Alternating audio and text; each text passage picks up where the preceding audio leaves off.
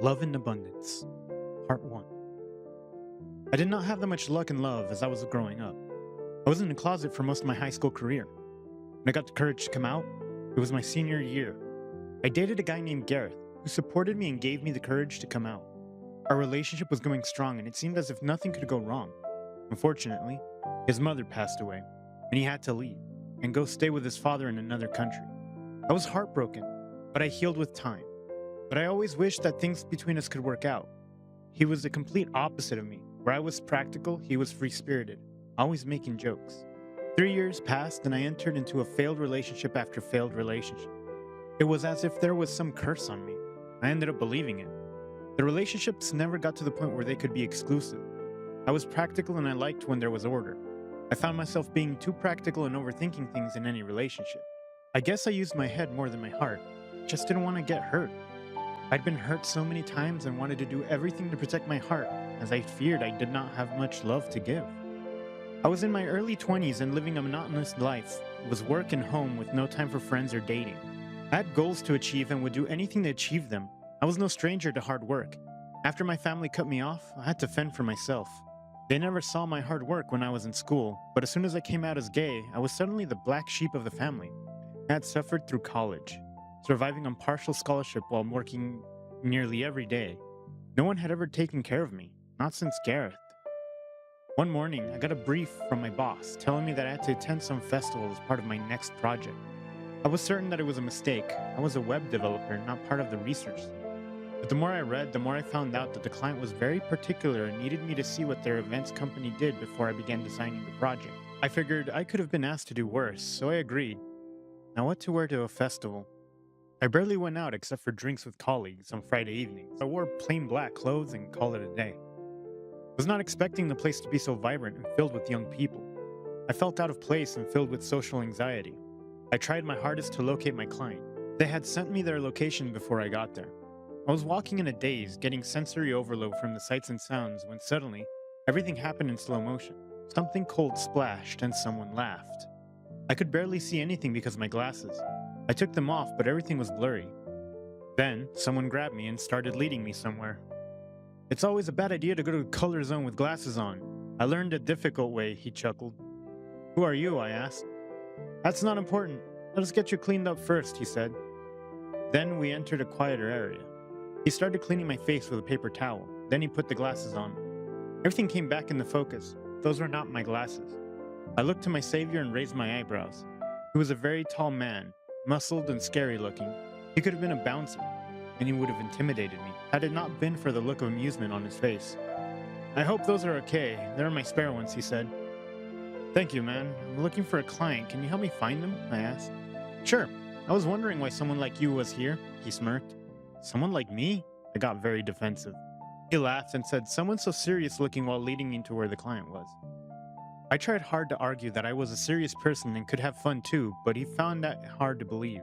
In the beginning, I thought that he was making fun of me, but now I could see that he just found everything I said amusing. I did not know how to react to that. I was so used to people taking me seriously. I was Marlin. I did not get paint thrown at me, lose my composure, or end up at festivals. There is your client. We'll catch you later, he tapped me on the shoulder, and I felt something when he touched me. I shook it off and went to my client. It was probably nothing. The meeting went well. As the client explained to me what festivals and events they held, the types of people who attended, etc. Once I started observing everything and making mental notes, I got some ideas of how I wanted their website to function. I could understand now that he had not just gotten a brief. I had to be there. Some things could not be explained by words or mere pictures. Thank you so much. I'm looking forward to working with one of the best designers, he said at the end. She offered me a drink. Under normal circumstances, I would have declined, but one thing I knew was not to refuse a client anything. She was informal enough for me to know that she would not have a problem with it. It's a special concoction, she smiled, as she handed me the small glass. I downed it and felt my insides go on fire. As I was on my way out, I caught the eye of a man I had seen earlier, and he beckoned me over. As if pulled by a string, I made my way over to him. How did he go? He whispered. Very well, I said. He grinned and handed me another one of those shots. I tried to refuse, but he insisted that it would just be one. His name was Cyril, and he was very fun to be around. The more I spoke with him, the more I was in awe of the man. He was a child psychologist, and enjoyed helping people. The more I got to know about him, the more I wanted to know. He was not who I thought he would be from the outside. He was very gentle. I ended up telling him things I would never say to a stranger. It was that easy for me to open up to him. I was getting a bit tipsy as the hours went by, but he was not even slightly tipsy. He ended up limiting me on the drinks and giving me water. When the music came on, he brought me to the dance floor, and I could not help matching his silly dances. For the first time in ages, I was having fun, but I did have an early morning the next day, and even though I did not want to, I had to leave. He called an Uber for me and made sure that I got in, told me to be safe, and bade me farewell. I could not stop thinking of the man who had taken care of me in an unfamiliar place for the whole day. Normally, I would have gotten so much social anxiety in an area with so many people. I was dismayed when he realized that I had gotten his number. How stupid could I have been? It was so rare for someone to spark an interest in me, and there was probably no chance of me meeting him again. But what use would it be? I had no idea if he was gay as well. Rarely has someone been on my mind like that. Maybe as the days went on, I would forget Cyril. Something did happen several days later. When I had come down from the high that Cyril had put me on, I got a friend request. After over 7 years, there he was, Gareth. He had all but faded into a fond memory that I revisited once in a while, but now, here he was, after all that time. I accepted his friend request and went back to my work. A few minutes later, there was a message from him. Gareth, if I had known we were so close, I might have asked you out for coffee. That is, if you're still addicted. Me. If you still remember what I usually order at Starbucks, I might indulge you. Me. Also, I can't believe you did not tell me that you were back in the country. How long have you been back? We need to meet up. Gareth, are you free on Friday night? Me. Maybe. Gareth, for me? Me. Always. I was beaming. What the hell was going on in my love life? It had been so dormant for a while, but now an old flame was back in town, and who knew where that would lead. And then there was Cyril, whom I could not get out of my mind. I was not ready for all this attention. As if on cue, I got a message from an unknown number. Unknown. Got your number from my aunt. We still need to continue our conversation about whether AI intelligence really is the future. Me, Cyril, and who is your aunt? Unknown. Your client. Stole it from her. And yes, it's Cyril. In the flesh, or text. It's up to you. Are you asking to see me? So then, for the next couple of days, I was texting both of them. I was struck by how they were a bit similar yet completely different from each other. And each time I got a text from one of them, my heart would skip a little beat. And then Friday came, for my meetup with Gareth. He had only gotten better with time, and he was still funny and mature at the same time. He kept me entertained with the stories of what he had gotten up to in the years since we were separated. He had traveled a lot, started his own business. Surprised you settled down. Has it become of someone? I asked. Not that it was curious. Maybe I was. Spending that time with him reminded me a lot of my past feelings. It was as if no time had passed. We still got on like a house on fire. There was yet to be a man who understood me as much as he did. In the end, we promised to meet up again. Cyril and I were big fans of this other series, so we decided to binge watch it together at his place. The evening was very fun. There was a bit of flirting, but in a more friendly manner. During one of the most dramatic scenes, there was a knock on the door, and he had to go. We paused it, and I went to my phone to pass the time before he returned. That was until I heard a very familiar voice. I jumped and went in the direction to the door. Gareth was speaking to Cyril. His eyes caught mine, and he grinned. No way! Wait, what's going on? Cyril was confused. It is such a small world. That is my childhood friend, Marlin. I came over to ask if you wanted to play a game. My other friend bailed on me, he said. Cyril let him know that we were watching. Without me? I've been binge watching it all week, he laughed. So then it was settled that the three of us would watch the series together. It was difficult for me to concentrate, though. I was sitting in between both of them. Cyril had his hand on my shoulder, and Gareth kept gripping my hand through the dramatic scene. Was I attracted to Cyril or Gareth? Because both of them made me feel a certain way. I ended up going to get some water in the hopes that it would calm me down. The three of us seemed to be on the same frequency, naturally getting along. It became a regular thing for us to hang out. When we were not together, we would send texts to our group. After a long day at work, I would unwind with them at the bar, or if it was late in the night, we would talk about each other's days, make jokes, and support each other.